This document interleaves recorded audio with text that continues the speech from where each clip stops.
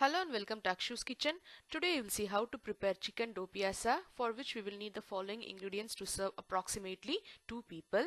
300 grams of chicken breast fillets cut into small pieces, 2 large onions, 2 medium-sized tomatoes, 4 cloves of garlic, 1 small piece of ginger approximately 1 inch, and some fresh coriander leaves, 1 teaspoon of whole cumin seeds, or that's jeera, half a teaspoon of chili powder, 1 teaspoon of coriander powder, 1/4 teaspoon of turmeric powder, and 1/4 teaspoon of cumin powder, that's a jeera powder, and 1/4 teaspoon of curry masala powder. The recipe you can find in Akshu's Kitchen channel on YouTube. First I am going to heat about 2.5 tablespoon of oil in a pan, and when it is hot I am going to add the 1 teaspoon of cumin seeds, and when it starts spluttering I am going to add 1 large onion which I have cut into small pieces.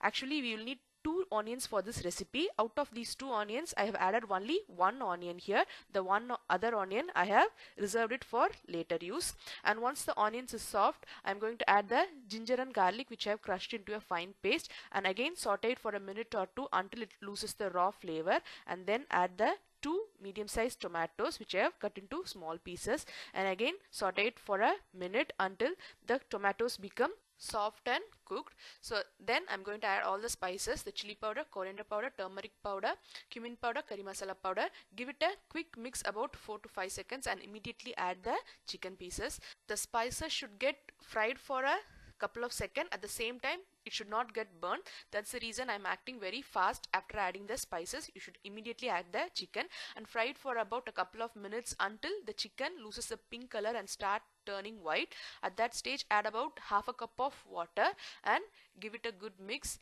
Add about 3/4 teaspoon of salt and close it with the lid and cook for about 3 to 4 minutes until the chicken is 80% done.